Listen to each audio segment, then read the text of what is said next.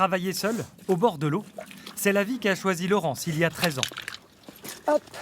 Elles, il leur faut encore une bonne année d'élevage, voire 2. Et parce qu'elles ne sont pas prêtes encore. Donc elles sont toutes petites. C'est même plus de l'apéro là. Avant, l'ostréicultrice travaillait en maison de retraite dans le Maine-et-Loire, bien loin des parcs. J'ai eu l'opportunité de pouvoir changer et il n'y a jamais eu de regret et au contraire, c'est magnifique. J'ai une vie merveilleuse. Désormais à Fouras, en Charente-Maritime, ses pensionnaires, ce sont ses huîtres qu'elle a appris à écouter. Là, on a une coquille qui résonne bien, donc ça veut dire qu'elle va super bien. Quelquefois, quand elle s'est fait agresser par un prédateur, eh bien, ça va sonner un petit peu plus creux. À force de vivre au milieu de son élevage, Laurence est devenue incollable sur l'environnement marin. En fait, j'ai jamais de montre sur moi, j'en ai pas besoin, parce que quand la mer remonte, les goélands et les mouettes nous préviennent.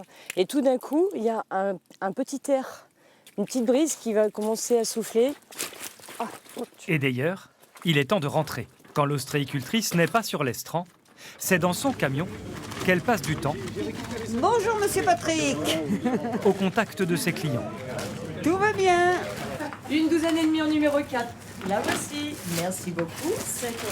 Pourtant, la vente n'a pas toujours été une partie de plaisir pour Laurence. Comment elles sont vos huîtres? Elles sont pleines, elles sont comme ça. Et là, j'avais envie de dire aux gens, je fais ce que je peux, et elles sont comme elles peuvent, quoi. Et j'ai appris petit à petit. Au début, c'était pas du tout ma partie. Maintenant, j'apprécie. Depuis, les amateurs d'huîtres sont devenus très admiratifs de son travail.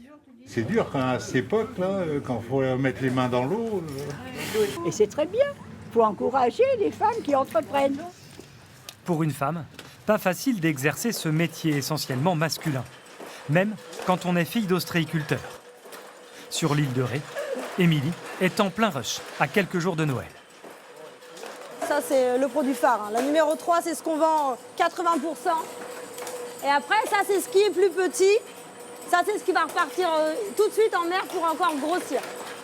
Les fêtes de fin d'année, la meilleure période pour les affaires, mais pas la plus propice à la baignade.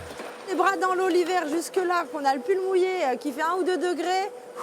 Voilà, faut avoir envie. Après, il faut le faire. Hein. J'ai voulu, j'assume. Hein. Mais il y a des moments où on dit qu'on serait bien sur le canapé avec un plaid, quoi. Émilie est désormais à son compte, mais son papa n'est jamais très loin, surtout lorsqu'il s'agit de partager une douzaine d'huîtres. Moi j'ai eu ça, j'avais 18 ans, je l'aurais vendu, mais ça m'aurait fait mal au cœur. Je viens tous les jours, même que j'ai rien à faire. Ouais, maintenant c'est elle la patronne. Moi je suis l'employé. Le résultat est là. Il faut 5 ans d'élevage pour obtenir un coquillage de cette qualité. Bah, elle est belle, il y a de la chair. Et vraiment amateur d'huîtres, ils préfèrent ça. C'est beaucoup plus grand. Et ici, on n'attend pas Noël pour les déguster. Nature ou pas nature? Ah non, j'aime bien avec les échalotes. Oui, moi aussi, c'est pas souvent. Enfin, moi, j'aime bien quand c'est bien en chair, moi. J'aime bien les grosses. Spécial. Bien avec les échalotes. Elles sont comment? Bien. Trop bonnes. Elles sont salées. Bien fraîches, bien salées. Les huîtres, un concentré d'océan, mais aussi beaucoup d'efforts et souvent de belles histoires de famille.